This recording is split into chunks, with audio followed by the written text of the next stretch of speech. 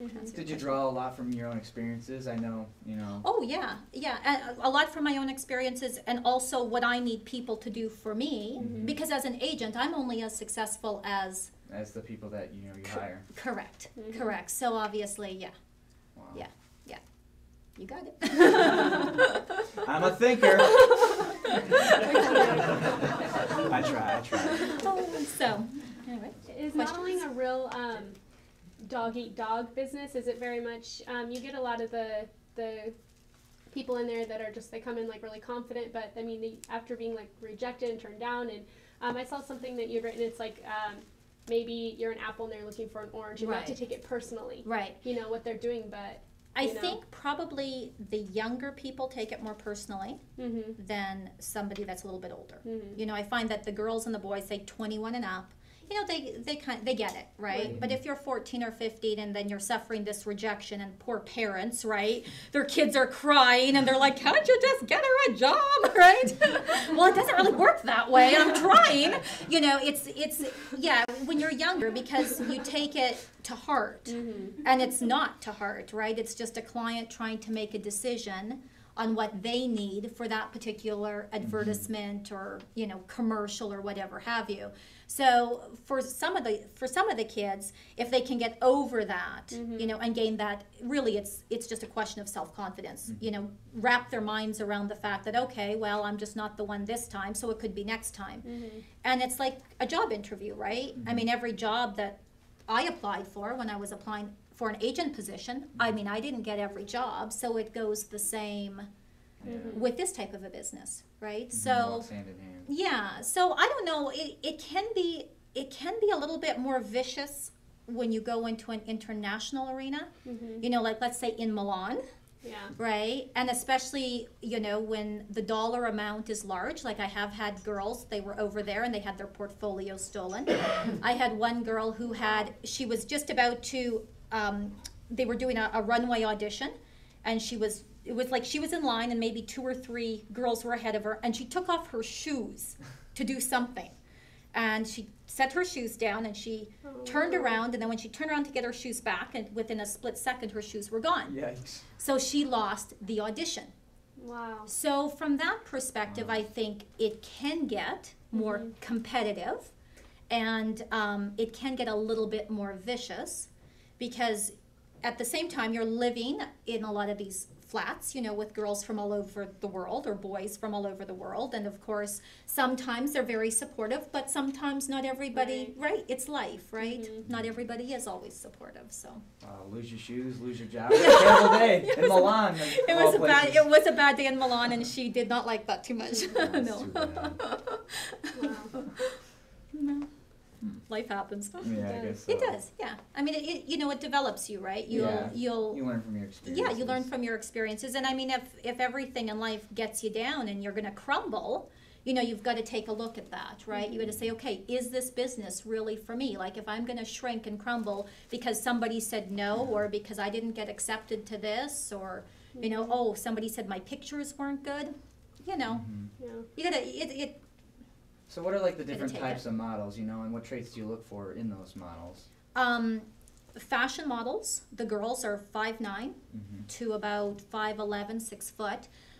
Asia does take the odd girl that's about 5'7" or 5'8", but they have to have like sort of a unique kind of look. Real, yes. Stars. Yeah, stars are just something that fits their market. Okay. Yeah. For the guys, they're usually about 6 to 6'2". So that's the fashion, and usually a standard 38 or 40, 42 regular. Wow, you just crushed my dreams. The odd, yeah, you can have the odd long, you know, in a suit size, but it's usually a regular.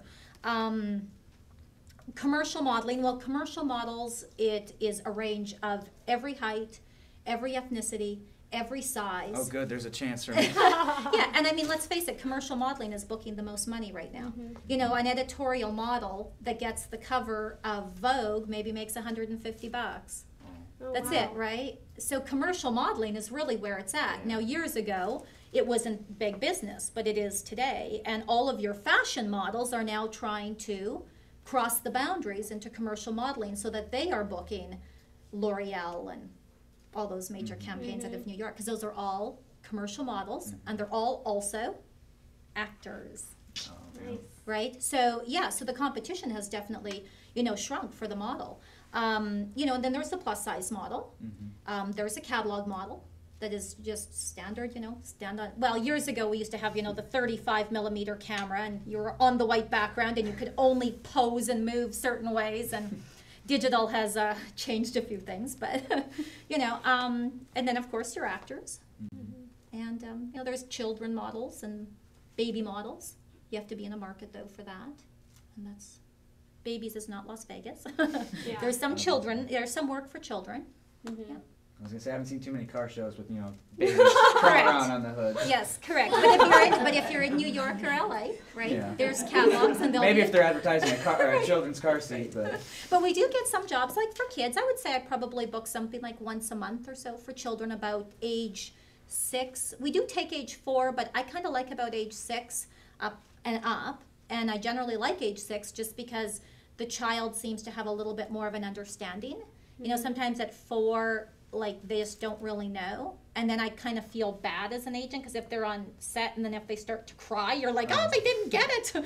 They're working a job. And then, of course, you feel bad, right? You don't want to, like, force the child to do something they don't want to do. And if they don't really have that understanding. you just bring a toy with you and shake it up. Yeah. Come on, Ack, Smile. we'll get you. Yeah, so A lollipop. I tend to like kids about age 6 because they seem to like kind of understand why they're sitting in my office and talking to me and whatever have you. So. Yeah. Wow. So, does anybody here have any questions they'd like to ask her? Questions? Yes. At age 6, what kind of portfolio would a child need to have to come into your office? Yeah, I would probably, what I usually recommend is nothing too heavily extensive. Like if they find a photographer and they spend somewhere between about $300 and $600, that's pretty standard.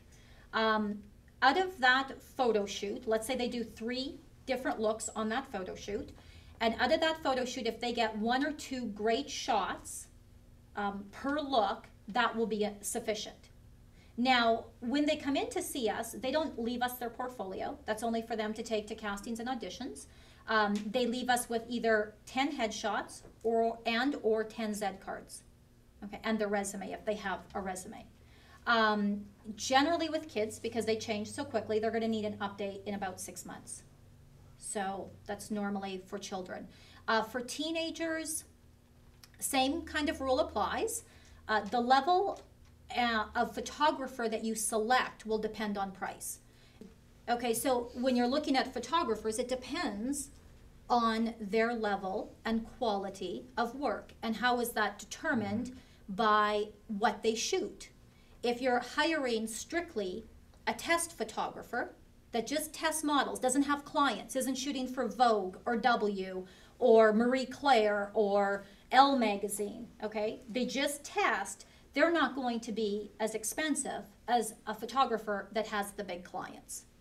Okay, and those photographers are really hard to get. They're usually living in New York City or Milan, and they usually don't do a lot of model testing. I know Udo doesn't do any testing at all for any of the big agencies in New York City anymore. He's done.